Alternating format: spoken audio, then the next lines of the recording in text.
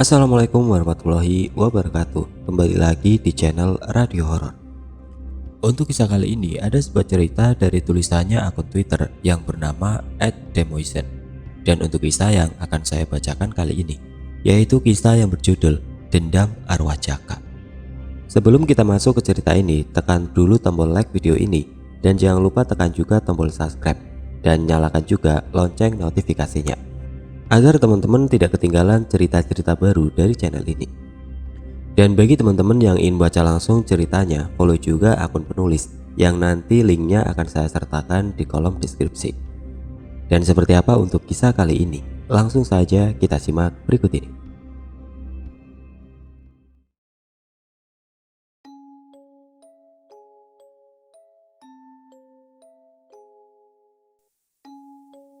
Kisah kelam dan horor di masa lampau yang coba saya ungkit kembali. Berlatar di tahun 2003, di mana keadaan ekonomi belum terlalu baik. Jaka dan Agus, nama mereka begitu terkenal di kampung ini. Bagaimana tidak? Mereka berdua adalah biang keonaran di sini. Mereka sangat dibenci oleh para warga kampung. Segala tindak tanduk mereka cenderung merugikan orang banyak. Mulai dari tindak premanisme yang mereka lakukan, sering membuat keonaran, hingga aksi perampokan dan pembegalan yang kerap kali mereka lakukan. Tak jarang mereka kerap kali menggunakan cara kekerasan dan tidak segan melukai para korbannya. Banyak dari warga di sekitar kampung sini yang sudah menjadi korban Jaka dan Agus. Sudah sangat muak sebenarnya, namun tidak ada warga yang berani mengusik mereka karena ilmu kebal dan ilmu hitam yang mereka punya. Jangankan menindak mereka, sekedar menatap mereka saja, para warga sudah ciut nyalinya. Tidak terhitung warga yang sudah melaporkan mereka ke polisi. Namun entah kenapa, ketika akan ditangkap, mereka menghilang tidak berbekas. Aneh. Mungkin karena ilmu yang mereka miliki. Dan setiap ada salah satu warga yang melaporkan mereka atau menegur mereka, pasti keesokan harinya warga tersebut jatuh sakit dan muntah darah. Maka dari itu, warga seakan segan dan tidak berani berbuat apa-apa. Tidak berurusan dengan mereka adalah jalan terbaik. Pak Aris jatuh sakit keesokan harinya setelah berurusan dengan Jaka. Karena Jaka meminta jatah gabah kepadanya. Namun Pak Aris tentu menolaknya hingga hampir terjadi perkelahian. Membuat Jaka mengacungkan parangnya kepada Pak Aris, namun berhasil dicegah oleh beberapa warga. Bisa dibilang Pak Aris ini juga mempunyai ilmu kanuragan, namun entah kenapa keesokan harinya beliau mendadak sakit keras hingga memuntahkan darah dari mulutnya. Nampak ilmu Pak Aris masih belum seberapa. Namun seperti pepatah mengatakan, sepandai-pandainya tupai melompat, pasti akan terjatuh juga. Ya, itulah yang terjadi dengan Jaka. Jaka terlihat panik mencari keberadaan sabuk kebanggaannya. Di mana sabuk itu berada? Apa di bawah Agus? Ucapnya dalam hati yang frustasi karena tidak kunjung juga menemukan sabuk hitamnya. 2 hari sebelumnya, Agus berpamitan kepada Jaka. Agus hendak menemui gurunya yang berada di kaki Gunung Cermai. Bisa dibilang itu adalah agenda rutin yang Agus lakukan 3 bulan sekali. Tujuannya adalah mengasah ilmu kebatinan yang ia miliki. Sebenarnya Agus ini orang pendiam. Ia hanya berbicara jika dirasa itu penting. Sikap dan sifat Agus juga jauh terbalik dengan Jaka. Hampir semua masalah yang Agus dapat bersumber dari perilaku Jaka yang arogan dan agresif. Sebagai sahabat, tentu Agus nantiasa selalu menolong temannya tersebut. Terlebih, Agus juga memiliki hutang nyawa kepada Jaka. Semua ilmu yang Jaka miliki adalah hasil dari apa yang Agus ajarkan kepadanya. Bisa dibilang Agus adalah sahabat sekaligus guru bagi Jaka. Lelah mencari, namun tidak kunjung mendapati apa yang dicari. Jaka duduk terdiam di balai bambu depan rumahnya, seraya memikirkan apa yang harus ia lakukan. Entah kenapa perasaannya begitu resah dan gelisah hari ini. Aneh, tidak seperti biasanya. Jaka bimbang. Kebutuhan untuk hidupnya sedang banyak, tapi jika harus keluar dan melancarkan aksinya, tentu karena tidak ada Agus bersamanya dan juga sabuk yang merupakan jimat pelindungnya, kini hilang entah kemana. Sebenarnya Agus sangat melarang Jaka ketika pergi beraksi, namun tidak membawa jimatnya tersebut. Tentu karena besarnya resiko nanti yang akan ia terima dan hadapi. Jaka beranjak dari tempat duduknya. Ia berjalan keluar rumahnya dengan sebatang rokok terselip di jari tangannya. Ia berniat untuk berjalan ke arah pasar, sekedar menghilangkan kegelisahan di dalam hatinya. Hingga ia menghentikan langkah kakinya di warung bakso sederhana milik Pak Tain. Mungkin semangkuk bakso bisa meredakan kekalutan hati dan pikirannya. Seperti singa yang tengah melihat mangsa di depannya, pandangan Jaka begitu tajam menatap seorang ibu hamil yang tengah repot membawa barang belanjaannya. Mata Jaka tertuju pada dompet yang terkepit di ketiak ibu hamil tersebut. Kesempatan yang begitu menggiurkan untuk dilewatkan. Tanpa berpikir dua kali, Jaka segera beranjak dari tempat duduknya. Ia berjalan dengan santai ke arah wanita tersebut sambil mengawasi keadaan di sekitarnya dan mencari rute pelarian yang sekiranya aman nantinya. Perlahan mendekat hingga Jaka sekarang tepat berada di samping wanita tersebut. Matanya begitu tajam melirik ke arah barang yang diincarnya. Pak Tain hanya bisa mengelus dada. Pak Tain berdoa, berharap agar sang wanita baik-baik saja karena nasib sial akan dialaminya. Ya tentu saja Pak Tain tahu apa yang Jaka pikirkan. Begitu cepat tangannya meraih dompet yang terjepit di antara ketiak. Sang korban pun begitu kaget dan kencang berteriak. Tendangan kaki kanan dari Jaka mendarat di perut korban yang tengah mengandung. Korban seketika jatuh tersungkur, merintih menahan sakit di perutnya akibat tendangan sekuat tenaga yang Jaka berikan. Jaka begitu panik kala itu. Seketika dia melangkahkan kakinya secepat mungkin, berusaha menjauh dengan langkah seribunya. Mendengar ucapan minta tolong korban, para warga yang berada di sekitar pun segera menghampiri untuk menolongnya. Sementara para warga berusaha mengejar Jaka, pacuan larinya begitu pesat hingga dadanya terasa sesak. Teriakan jambret dan maling dari para warga seakan memburu dirinya. Dam! Tubuh Jaka terseret mobil kijang berwarna merah dan melaju pesat di samping kiri jalan pasar. Tubuhnya terpelanting dan tersungkur di aspal. Namun, Jaka masih bisa bangkit. Sedikit merangkak, menahan sakit di dada dan kakinya. Agus anjing! Teriaknya memaki. Bagaimana tidak, di saat seperti ini, Agus tidak ada di sampingnya. Namun jelas, ini semua adalah hasil dari kecerobohan yang Jaka lakukan. Ia berjalan pincang, masih mencoba untuk berlari, menghindari kejaran warga yang semakin beringas memburunya.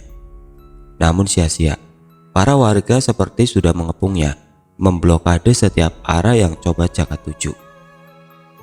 Namun dengan sombralnya, Jaka justru menantang para warga yang sudah memutarinya. Seakan ia sangat percaya dengan apa yang ia miliki.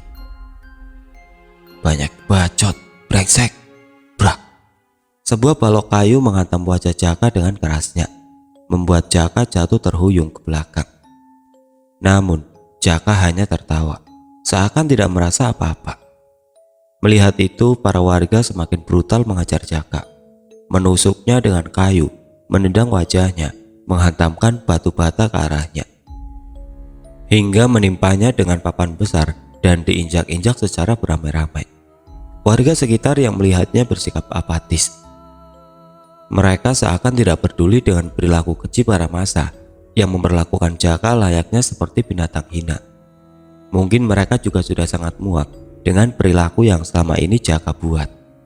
Dan aneh, Jaka masih bisa terduduk dengan wajah yang menunduk, berlumuran darah. Bahkan ada warga yang entah siapa datang hanya untuk memukul dan menendang wajah Jaka. Sepertinya ia meluapkan masalah yang ia hadapi saat ini. Namun, Jaka kembali bangkit dengan tubuh sempoyongan menahan rasa sakit. Para warga terhenyak melihat pemandangan di depannya. Salah seorang warga datang dengan membawa bambu kuning yang seukuran stik biliar. Ia pun menyabetkan bambu tersebut tepat di kepala Jaka, dan seketika membuat tubuh Jaka kembali terhuyung, jatuh ke belakang dan tidak mampu bangkit kembali. Tubuhnya terkapar bersimpah darah. Bukannya berhenti, para massa justru semakin beringas menyiksa.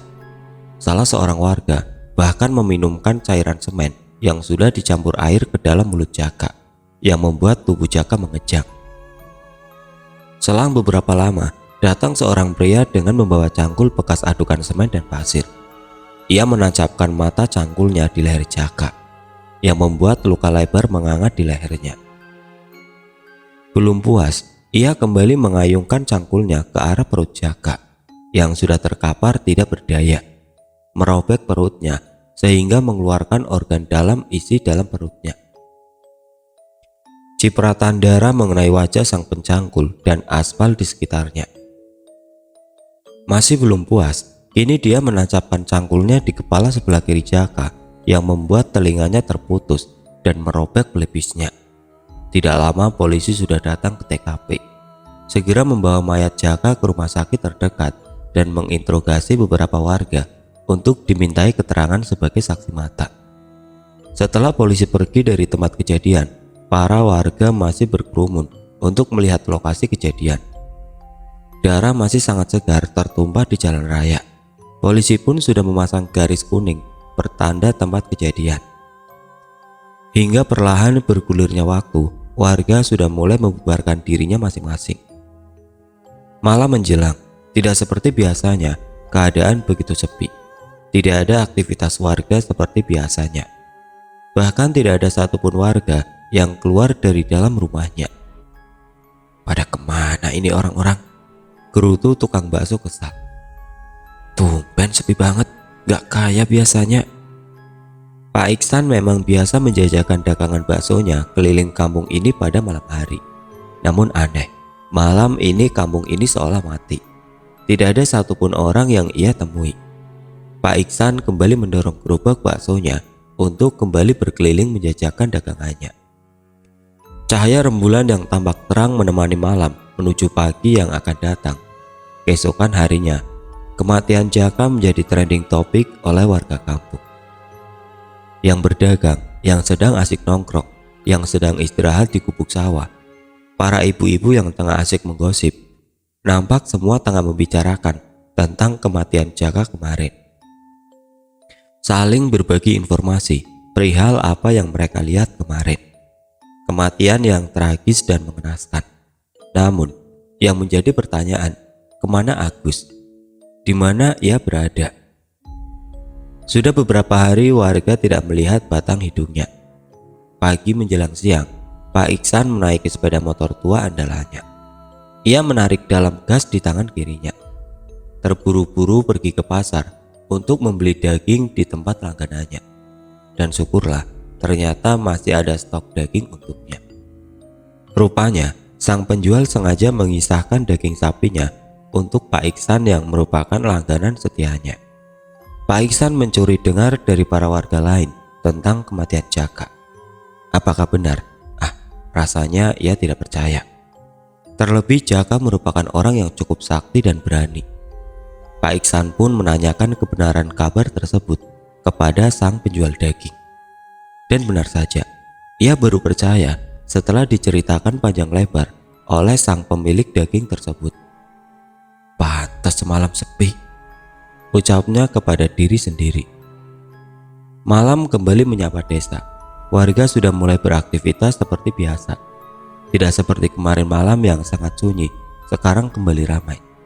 Berbanding terbalik dengan suasana di pemakaman desa yang nampak sepi, sunyi, dan mencekam tentunya.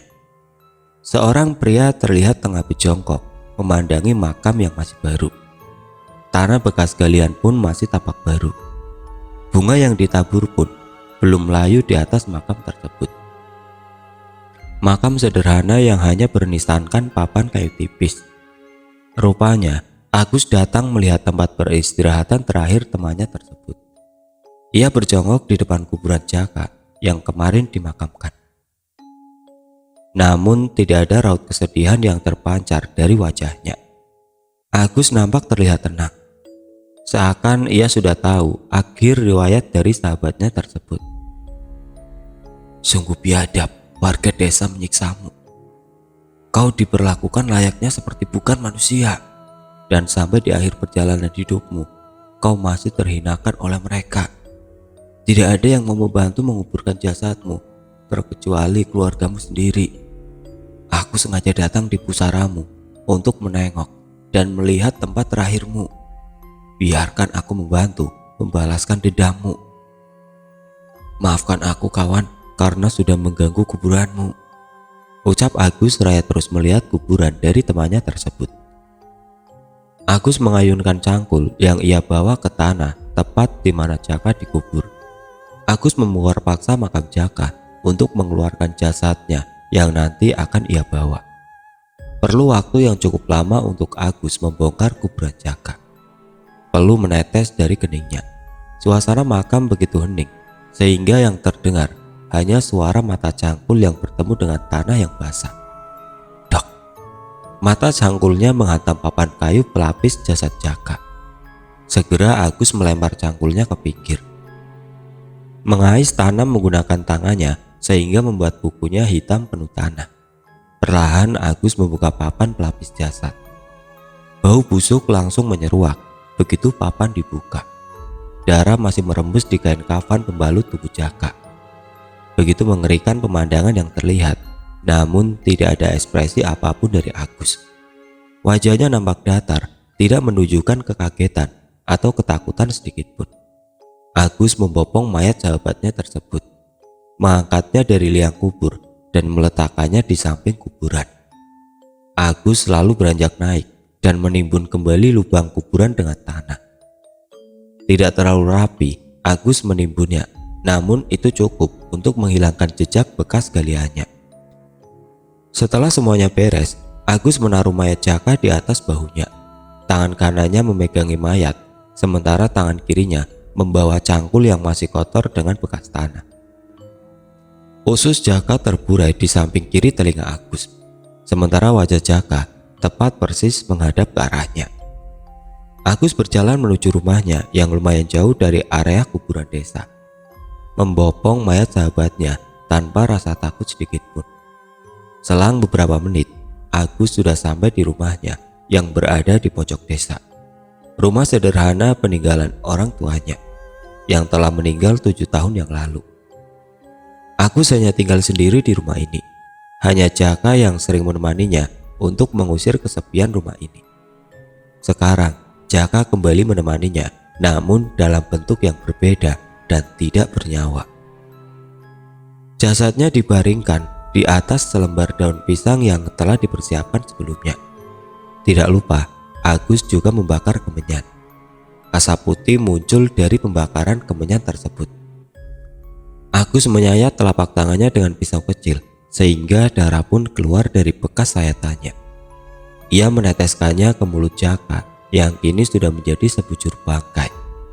Lalu ia pun kembali meneteskan darahnya ke wadah pembakaran menyan tadi. Agus merapal mantra-mantra.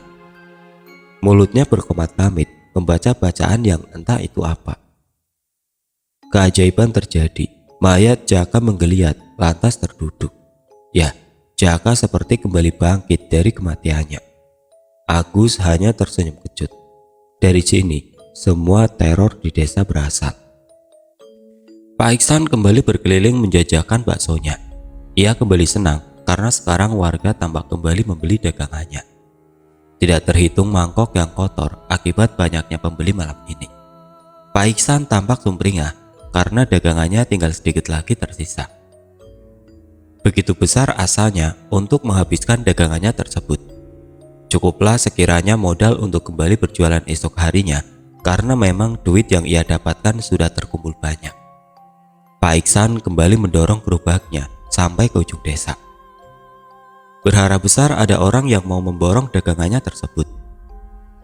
Suara sendok diadu dengan mangkok. Ini adalah suara ciri khas bakso Pak Iksan. Dengan hanya mendengar suara ketukannya, warga pasti sudah hafal bahwa Pak Iksan sedang melintas di dekat area sini. Namun dugaannya salah.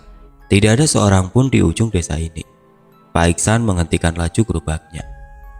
Sembari menunggu pembeli, ia kembali menghitung uang hasil jualannya. Berharap ada seseorang yang datang dan mau membeli baksonya. Lama menunggu, namun tidak ada orang juga. Dari kejauhan, suara berisik terdengar. Berasal dari kucing yang tengah menggeram dan mengeong. "Hus, hus, hus!" Teriakan Pak Iksan mengusir kucing tersebut, namun justru suara kucing tersebut semakin kencang terdengar. "Masalah apa sih, Cing? Rebutan lapak apa masalah cinta sih sampai pada ribut begitu?"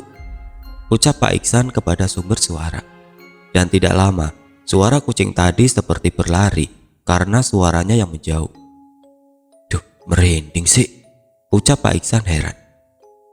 Sedang asik Pak Iksan menghitung uang, tiba-tiba, dek, ada sesuatu yang menabrak gerobaknya dari arah depan sehingga membuat gerobak baksonya sedikit terguncang.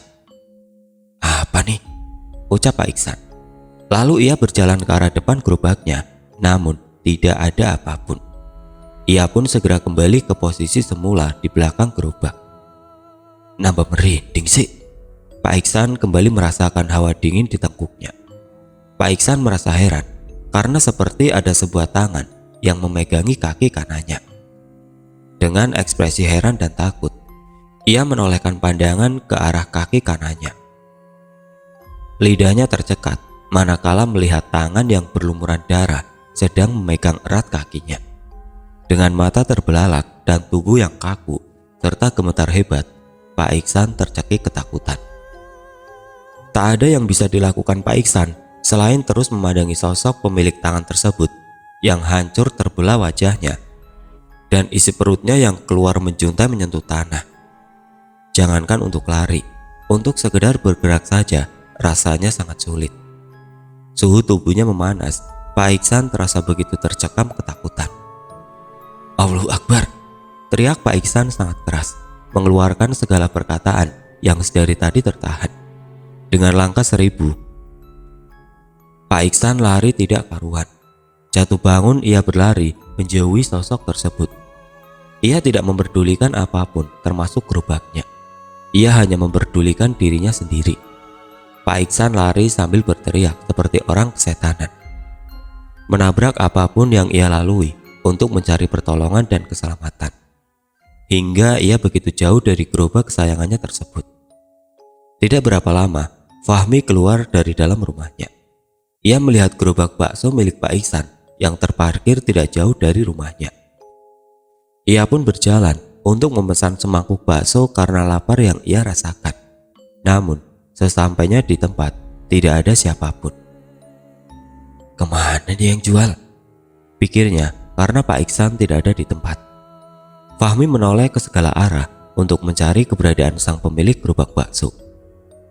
Lama ia mengamati sekeliling, namun tidak kunjung juga melihat Pak Iksan. "Ah, bodoh amat," pikirnya. Fahmi pun mengambil mangkok yang masih bersih. Ia berniat untuk meracik bakso buatannya sendiri karena rasa lapar yang tidak tertahankan. Namun, ketika ia membuka panci di mana tempat mengukus bakso, ia terheran-heran karena menemukan jeroan di dalam panci baksonya. Sejak kapan Pak Iksan jualan bakso jeroan? Pikirnya. "Ah, mungkin variasi menu baru," ucapnya tidak memperdulikan keanehan yang terjadi. Fahmi pun segera mengambil beberapa butir bakso dan jeroan yang terebus di dalam panci. "Kok bau busuk sih?" ucap Fahmi ketika menaruh jeroan tersebut ke dalam mangkok. Wush, angin dingin membelai tengkuknya. Seketika bulu romanya berdiri. Fahmi merinding di sekujur badannya. "Mas, tolong jangan makan usus saya." Fahmi mendengar suara lirih yang sayu pelan terdengar. Ia pun menoleh ke segala arah untuk mencari pemilik suara lirih tersebut. Prak! Suara mangkuk itu terjatuh dari genggaman. Mata Fahmi terbelalak, mulutnya menganga manakala melihat sosok dari pemilik suara tersebut. Ia melihat sosok yang merangkak mendekati dirinya. Dengan wajah yang terbelah dan usus yang terburai menyapu tanah. Kaki Fahmi gemetar hebat, badannya terasa lemas untuk menopang berat tubuhnya.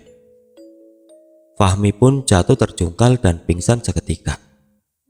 Pagi menjelang, sinar mentari tidak mampu menghangatkan desa karena tertutup mendung tebal. Tidak lama, hujan turun membasahi setiap jengkal tanah di desa ini. Hujan turun dengan derasnya, menghentikan setiap aktivitas dari para warga desa. Di suatu rumah, Pak Udin tengah termenung dengan segelas kopi di teras depan rumahnya. Sudah berapa hari ini, ia tidak bisa tertidur dengan pulas dan tenang. Ada sesuatu yang sangat mengganjal pikirannya. Kekhawatiran tergurat dari raut wajahnya. Matanya memerah menahan kantuk. Kantung matanya menghitam dengan jelas. Sementara wajahnya begitu pucat. Kelelahan dan kegelisahan yang membuat kondisi Pak Udin demikian. Matanya menerawang jauh, tidak tahu apa yang sedang ia pikirkan. Berpindah ke kediaman almarhum Jaka. Batin ibunya sangat terpukul atas kematian mengenaskan anaknya. Jiwa terasa hampa karena kehilangan anak satu-satunya tersebut. Walaupun sifat Jaka yang sering membuat masalah pada dirinya, namun sebagai seorang ibu, ia tetap menyayangi anaknya tersebut. Bahkan ia pun sering membela manakala para warga lainnya mencaci kelakuan anaknya. Rumahnya terasa sunyi dan sepi semenjak kematian Jaka. Tidak ada lagi tingkah laku Jaka yang menyusahkan. Walaupun demikian, sekarang ia sangat merindukan sifat anaknya tersebut. Hujan turun selama seharian penuh. Air yang turun membasahi setiap apapun yang berada di bawahnya. Seharian para warga hanya berdiam diri di dalam rumahnya karena aktivitasnya terhalang derasnya hujan. Namun tidak untuk Busro. Busro harus segera menuju rumah Pak Mantri untuk menjemputnya dan memintai pertolongan dari sang mantri karena kondisi adiknya tengah demam tinggi. Tidak ada keraguan dalam hatinya untuk menembus derasnya hujan. Mau tidak mau ia harus melakukannya. Busro segera mengambil jas hujan model ponco yang ia simpan di dalam rak. Jas ponco sudah dikenakan, sepedanya pun sudah terparkir di depan. Kini saatnya ia harus mengayuh sepedanya menembus derasnya hujan. Gelegar petir terdengar saling bersaut-sautan, menambah rasa mencekam di setiap kayuhan sepedanya. Untuk sampai ke rumah Pak Mantri, Busro harus menempuh perjalanan sepanjang beberapa kilometer. Ya, karena pada masa itu tidak banyak dokter dan puskesmas yang ada. Puskesmas terdekat ada di samping kantor kecamatan yang sangat jauh jaraknya. Penerangan di sepanjang jalan pun sangat minim. Busro harus menyesuaikan pandangannya dengan minimnya cahaya yang ada. Saat kilatan cahaya petir menerangi jalan yang Busro tempuh, selama beberapa detik dari kejauhan, Busro melihat seperti ada orang yang tengah merangkak menuju ke arahnya. Busro berhenti dengan satu kakinya menahan keseimbangan berat sepeda dan tubuhnya. Busro memincingkan matanya untuk memastikan apa yang ada di depannya tersebut. Sosok itu terus merangkak dengan pelan menuju arah di mana Busro berdiri. Ngeri campur takut yang Busro rasakan. Sepertinya sosok tersebut bukanlah manusia, pikirnya. Dengan cepat dan sigap, ia mengubah haluan setir sepedanya ke belakang. Ia bermaksud untuk segera pergi menjauhi sosok yang dirasa bukan manusia itu. Busro segera mengayuh kencang pedal sepedanya. Ia pun sesekali menoleh ke arah belakang untuk memastikan. Jok di belakangnya tetap kosong dan sosok tersebut tidak mengejarnya. Dengan tergesa-gesa, Busro semakin menambah kecepatan laju sepedanya. Hingga akhirnya, ia telah sampai di depan rumahnya. Sepedanya terbanting. Ia tidak sempat untuk memikirkan karena rasa takut yang sedang ia alami. Segera membuka jas hujan ponco yang ia kenakan dan bergegas untuk masuk ke dalam dan mengunci pintu rumahnya. Dengan nafas yang masih ngos-ngosan, Busro mencoba menenangkan pikirannya yang dirasa kacau atas kejadian barusan. Busro segera menuju ke arah dapur untuk mengambil segelas air agar perasaannya menjadi lebih tenang. Hembusan nafas panjang yang Busro keluarkan karena sekarang ia merasa kondisi pikirannya lebih baik. Busro duduk di samping pintu sambil membakar sebatang rokok untuk lebih menenangkan hatinya dan menjernihkan pikirannya. Sementara suara petir masih terdengar dari dalam rumahnya. Setelah sebatang rokok habis ia hisap, ia pun berjalan ke kamar adiknya untuk mengecek dan memastikan keadaan adiknya tersebut, apa semakin parah atau sudah lebih baik. Sementara Ibu Busro terlihat tertidur di samping adiknya. Pak Iksan jatuh sakit, tubuhnya demam dan sesekali berteriak-teriak seperti orang kerasukan. Istrinya sangat iba melihat kondisi suaminya tersebut. Sementara gerobak baksonya sudah terparkir di samping rumahnya. Salah satu warga yang mengantarkan gerobak yang Pak Iksan tinggalkan sewaktu kejadian kemarin malam. Istrinya tampak sesekali menangis melihat keadaan suaminya yang demikian. Sementara Fahmi, kondisinya sudah lebih baik setelah dibawa ke dukun dekat desa. Para warga tentu bertanya-tanya perihal kejadian apa yang tengah terjadi. 2 hari kemudian, para warga masih terlihat beraktivitas seperti biasanya. Mereka masih belum tahu bahwa ada teror yang sedang mengintai dan akan mengganggu ketentraman desa. Pak Ujo dan Bu Tias tengah bersiap berangkat menuju pasar ketika waktu menunjukkan jam 10 malam. Ya, memang pasar di sini buka pada malam hari sampai pagi hari. Segala kebutuhan pokok pun tersedia di pasar ini. Pak Ujo pun segera memanasi mesin motor Astrea keluaran lama miliknya. Setelah semuanya siap, mereka pun berkendara menuju pasar. Memakan waktu setengah jam untuk sampai. Jalan pada saat itu pun masih berupa bebatuan yang menonjol. Belum teraspal dan belum bagus seperti sekarang. Dengan bermodalkan lampu dari motornya, Pak Ujo melaju menebus jalan yang gelap dan minim cahaya. Jalan menuju pasar harus melewati toang atau jalan yang sepi dan panjang. Setelah beberapa lama, akhirnya Pak Ujo sampai di depan pasar. Segera ia mencari tempat untuk memarkirkan motornya. Beberapa jam berlalu, Pak Ujo sudah membeli semua yang ia butuhkan di dalam pasar.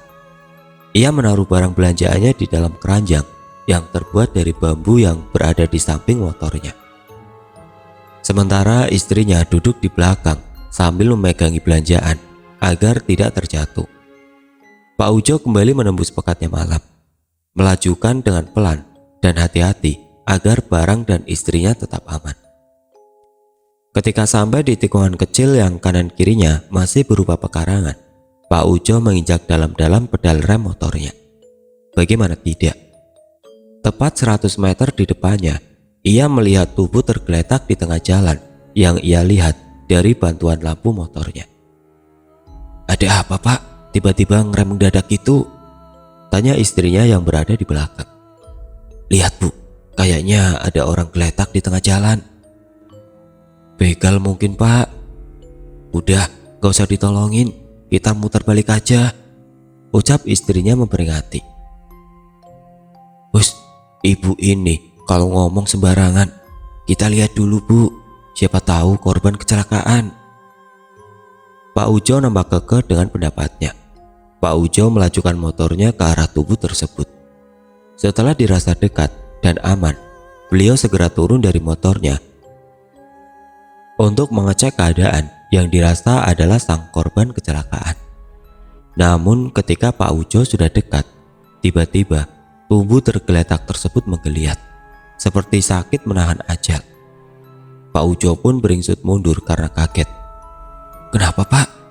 ucap istrinya dari arah belakang. Lalu tiba-tiba tubuh yang tergeletak itu kini telah berdiri, dengan wajah yang terbelah dan ususnya yang terburai menjuntai ke bawah.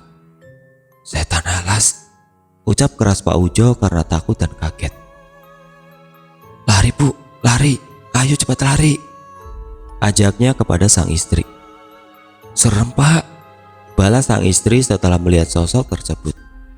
Dengan tergesa-gesa dan panik, Pak Ujo segera menyalakan motornya, namun sial. "Motornya tidak mau menyala, tak bisa diandalkan di saat seperti ini," ucap Pak Ujo kepada motornya. Berkali-kali Pak Ujo mencoba menyalakan mesin motornya, namun tidak ada hasil juga. Istrinya terus mendekap dan berpegangan erat pada tubuh Pak Ujo karena ketakutan. "Ah, sialan, bajingan. Rupanya kunci kontak motor belum ia hidupkan. Pantas saja sedari tadi motornya tidak mau menyala. Ayo bu, cepet naik, cepetan, perintahnya kepada sang istri yang masih ketakutan. Setelah kunci kontak dihidupkan, dengan mudahnya motor tersebut menyala. Pak Ujo segera menarik dalam-dalam gas motornya. Ia melaju sangat kencang untuk kabur sejauh mungkin dari sosok yang menyeramkan barusan. Sementara istrinya terus memegang erat tubuh suaminya tersebut sambil memejamkan kedua matanya karena ketakutan. Keesokan harinya, Pak Ujo menceritakan kepada para tetangganya tentang kejadian semalam yang ia alami. Namun para tetangga seperti tidak percaya cerita yang Pak Ujo tuturkan. Ketika sedang berjalan, Fahmi mencuri dengar dari para warga yang tengah membicarakan cerita Pak Ujo. Fahmi berhenti untuk menyimak dan mencari tahu lebih dalam tentang kabar yang beredar. Dan setelah mendengar cerita Pak Ujo dari para tetangganya, Fahmi pun menuturkan bahwa ia juga mengalami kejadian yang hampir sama seperti yang Pak Ujo alami. Fahmi menceritakan secara detail tentang kejadian sewaktu ia tengah membeli bakso Pak Iksan. Warga yang awalnya ragu akan kebenaran cerita tersebut pun akhirnya sedikit percaya. Warga menjadi sedikit was-was dibuatnya. Angin malam berhembus kencang membelai dedaunan. Suara serangga malam begitu nyaring terdengar. Terlihat di sebuah pos ronda, sekelompok warga desa tengah bermain kartu gaple untuk membuang rasa bosan. Tawa dari orang di dalam pos ronda memecah keheningan malam ini. Seiring tawa yang perlahan mereda, tiba-tiba tercium bau amis serta busuk di dekat pos ronda. Bau amis ucap salah satu lelaki berkupluk hitam di kepalanya. Para temannya pun mengendus-ngendus untuk memastikan bau tersebut. Iya benar, kayak bau ikan busuk, ucap salah satu dari mereka. Duk, sesuatu seperti menimpa atap pos ronda. Cek. Dengan segera semua orang yang ada beranjak dari duduknya. Mereka turun dan berjalan mengecek keadaan di sekitarnya. No, coba cek di belakang pos ronda, ucap temannya kepada Jono, lelaki yang memakai kupluk hitam barusan. Lah, kenapa saya?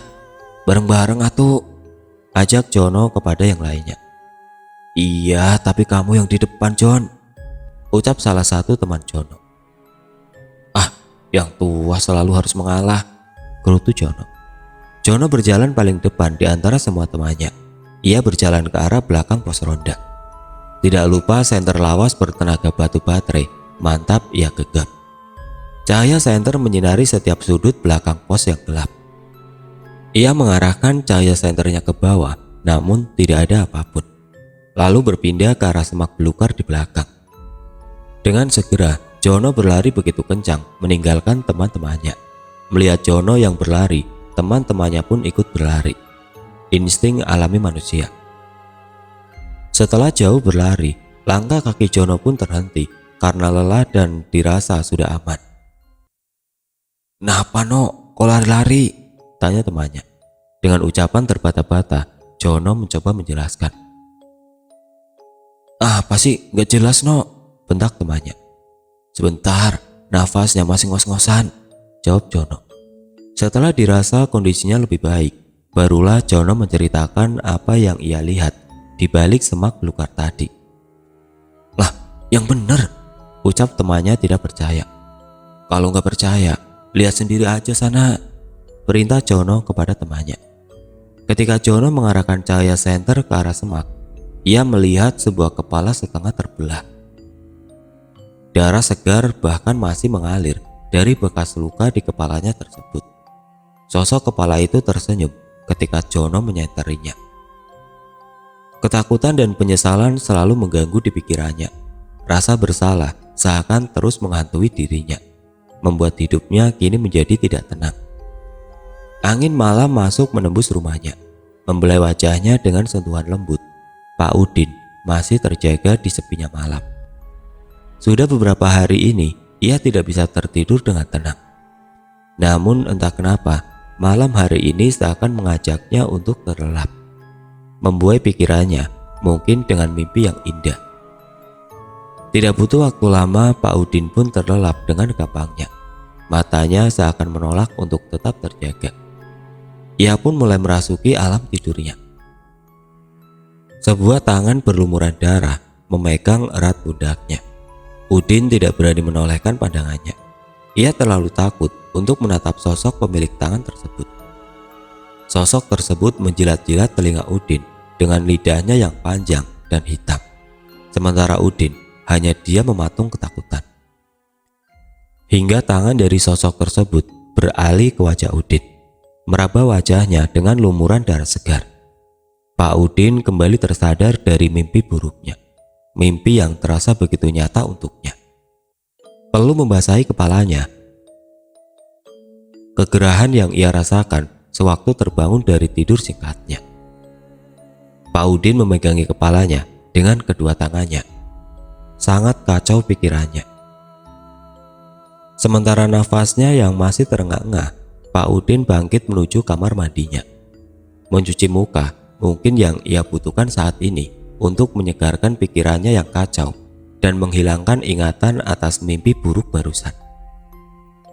Pak Udin beranjak pelan ke arah kamar mandi untuk membasuh wajahnya. Ia tampak masih memegangi sebelah kepalanya yang terasa sakit. Pak Udin mengernyitkan dahi karena melihat tetesan darah di lantai keramiknya. Darah apa ini? Pikirnya. Ia pun mengikuti ke arah tetesan darah tersebut dan berujung di balik pintu kamarnya. Dengan ragu, ia membuka pelan pintu kamarnya tersebut. Bek! Pak Udin jatuh ke belakang karena melihat sosok di balik pintu kamarnya. Ia tercekat ketakutan, matanya terbelalak melihat sosok dengan tubuh hancur di depannya. Ia dipaksa melihat pemandangan mengerikan di depan matanya. Sosok tersebut berjalan pelan dengan tangan memegangi leher yang hampir putus. Sosok tersebut kini telah berada di samping Pak Udin. Ia terduduk tepat di samping Pak Udin yang tidak bisa bergerak terikat ketakutan. Saya jaga, Pak. Sosok tersebut berucap. Setiap ia berucap, darah selalu terkucur dan terciprat ke depan yang berasal dari lehernya yang hampir putus. Tangannya yang berlumuran darah kini telah berada di pundak Pak Udin. Ia menolehkan pandangannya ke arah lelaki parubaya tersebut. Lidahnya keluar dan memanjang layaknya seekor ular, menjilat wajah Pak Udin yang kini hampir kehilangan kesadarannya. Dan tidak lama Pak Udin pun pingsan dan tidak tahu apa yang terjadi selama ia pingsan. Waktu ke waktu, hari ke hari, teror dari hantu Jaka semakin intens dan meresahkan warga desa. Kabar Jaka yang bangkit dari kematian dan membalas dendam memang masih simpang siur adanya. Terlebih karena bentuk sosoknya yang sulit dikenali ketika menampakkan wujudnya. Namun, itu lebih dari cukup untuk menakuti siapapun yang bertemu dengannya. Ustadz Hami pun turun tangan untuk menenangkan warga yang resah dan gelisah. Beliau menyampaikan bahwa kita tidak perlu takut akan godaan dan gangguan jin atau setan karena sejatinya kita lebih tinggi pangkat derajatnya. Ustadz Hamid pun berencana mengadakan pengajian di masjid desa untuk memberi himbauan dan mempertebal keimanan dalam menghadapi teror yang terjadi. Para warga kampung sudah dikumpulkan sejak sore hari menjelang surup matahari. Tentu agar warga menjadi berani untuk keluar rumahnya. Karena kalau acara dilakukan pada malam hari, tentu banyak dari warga yang tidak mau karena takut. Jangankan untuk pergi ke masjid. Untuk sekedar ke warung dekat rumah saja, warga sangat enggan. Was-was bukan kepalang. Acara berlangsung dari sore hingga malam hari. Pak Ustadz pun mengajak beberapa perangkat desa dan perangkat keamanan untuk berpartisipasi menjaga dan menenangkan kehidupan warga. Dalam ceramahnya, Pak Ustadz Hamid banyak memberi doa-doa penangkal gangguan jin atau sebangsanya. Para warga kini tampak tenang. Dengan seksama mereka mendekat dan mengamati semua yang Ustadz sampaikan. Namun, tentu omongan tidak semudah perbuatan. Pada pengaplikasikannya di lapangan, Tentu tidak semudah yang direncanakan. Acara berlangsung dengan khidmat. Jam 9 malam, acara pun selesai, namun justru menimbulkan masalah baru. "Bagaimana kita pulang?" ucap salah satu warga. Bukan tanpa alasan mengeluhkan demikian. Warga yang rumahnya jauh dari sini bingung, terlebih pada saat itu penerangan jalan masih minim. Bimbang dan ragu tergurat dari mereka yang jauh rumahnya. Tapi untunglah para perangkat desa dan keamanan bersedia mengantar pulang mereka semua sampai ke tempat tujuan masing-masing. Pak Ujo kembali memberanikan diri untuk pergi berbelanja ke pasar. Setelah sekian hari ia tidak berani melakukannya karena masih terbayang akan sosok mengerikan yang pernah menakutinya beberapa hari yang lalu. Semenjak kejadian itu, Pak Ujo memang tidak membuka warungnya. Namun keadaan terus memaksanya hingga membuat Pak Ujo kembali memberanikan dirinya. Sesampainya di pasar, Pak Ujo beserta istrinya segera berbelanja. Mereka terlihat tergesa-gesa karena untuk menghemat waktu agar pulangnya tidak kemalaman. Bahkan tidak sampai untuk terlalu lama menawar harga. Sebisa mungkin mempercepat urusannya di pasar ini. Semua kebutuhan sudah terbeli. Kini saatnya Pak Ujo beserta istrinya pulang kembali. Mereka melewati jalan yang sama sewaktu bertemu dengan sosok mengerikan terdahulu. Ya, karena memang tidak ada jalan lain lagi. Kalaupun ada jalan, itu harus memutar terlalu jauh untuk mereka. Tak ada pilihan lain, Pak Ujo memantapkan niatnya, kembali melaju menembus pekatnya malam dan minimnya penerangan. Dan ketika melewati jalan tersebut, ada banyak keraguan yang kini ia rasakan. Rasa was-was yang begitu besar menggelayut di dalam setiap pandangan matanya. Sebuah tangan bersandar di bahu Pak Ujo. Aneh, begitu dingin terasa di bahunya. "Bu, ibu sakit ya?" ucapnya menanyakan kepada istrinya di belakang. Namun tidak ada jawaban. Kini tangan tersebut bergerak ke arah telinga sebelah kanan Pak Ujo. Kembali rasa dingin begitu terasa dari tangan tersebut. Plak! Tangan tersebut menampar pipi Pak Ujo. Pak Ujo refleks terkaget. Salah apa pikirnya kepada sang istri hingga membuat istrinya menampar begitu keras. "Aku salah apa, Bu? Kok digaplok?" ucapnya sambil terus melajukan motornya. Namun kembali Pak Ujo tidak mendapat jawaban apapun. Karena penasaran dan ingin mendapat jawaban dari tindakan istrinya, Pak Ujo pun memberhentikan laju sepeda motornya. Ia pun menoleh pandangannya ke belakang. Dek! Pak Ujo jatuh pingsan, membuat motornya terbanting ke jalanan. Rupanya yang selama ini Pak Ujo bonceng dan ajak bicara bukanlah istrinya, melainkan sosok hantu Jaka yang ikut dalam boncengannya. Lalu kemana dan di mana istrinya? Mundur sewaktu Pak Ujo masih di pasar. Setelah semua barang kebutuhan terbeli, ia segera berjalan tergesa-gesa menuju tempat di mana motornya terparkir. Rupanya Pak Ujo tidak mendengar ucapan istrinya yang kebelet kencing. Setelah menaikkan semua barang belanjaannya di dalam keranjang, Pak Ujo segera memanasi mesin motornya. Ketika sepeda motornya mendapat beban dari arah belakang, segan segera Pak Ujo menarik gas motor tuanya. Segera melaju agar cepat sampai dan tidak kemalaman di jalan. Sang istri yang tidak mendapati di mana suaminya terlihat bingung dan gelisah di depan pasar di mana bekas motor suaminya terparkir. Pak Aris terlihat sangat santai di depan rumahnya. Ditemani segelas kopi, ia menikmati suasana malam hari ini. Senyum pun menghiasi wajahnya. Pak Aris yang dulu sempat bersih tegang dengan Jaka, kini ia puas akan kematian Jaka. Rasa dendamnya telah terbalaskan. Terlebih Pak Aris lah yang melunturkan ilmu yang Jaka miliki sewaktu dihakimi oleh masa.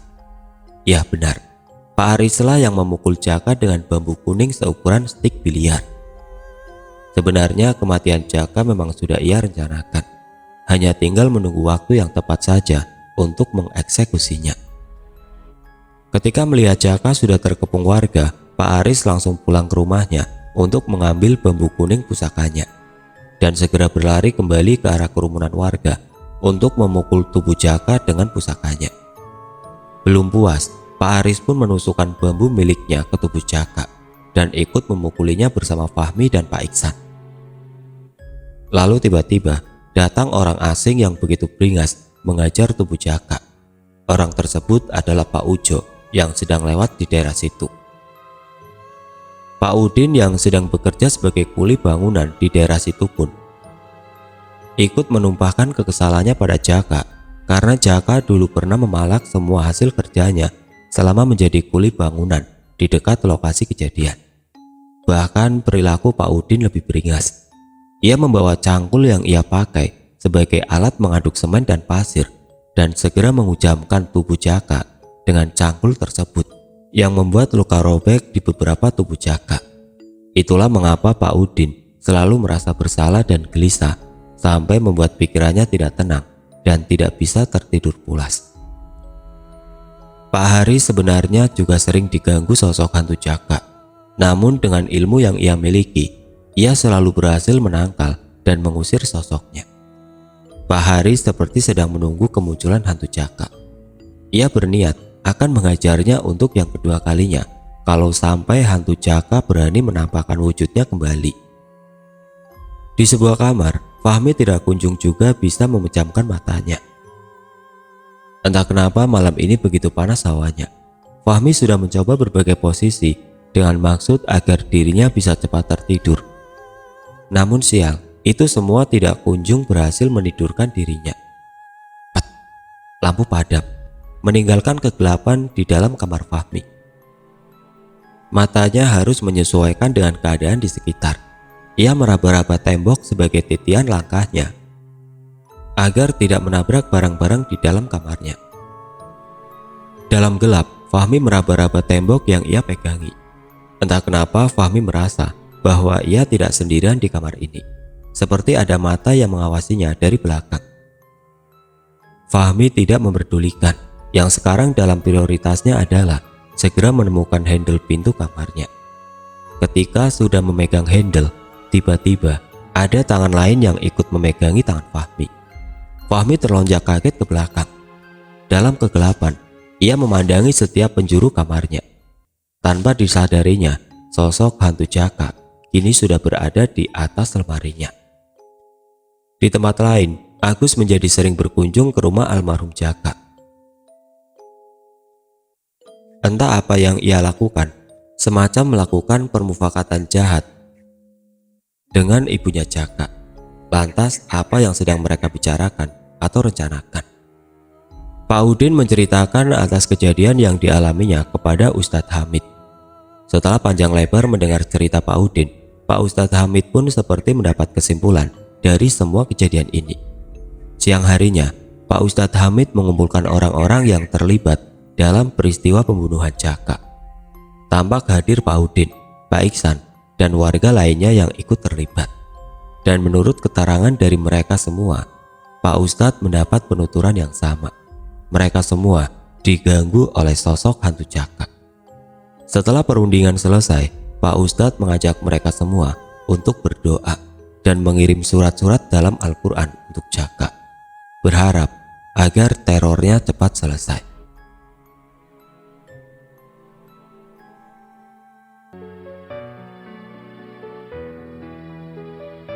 Oke teman-teman, sampai di sini dulu ceritanya. Nantikan kelanjutan kisah ini di video berikutnya. Agar tidak ketinggalan, klik tombol subscribe channel ini dan nyalakan lonceng notifikasinya. Wassalamualaikum warahmatullahi wabarakatuh.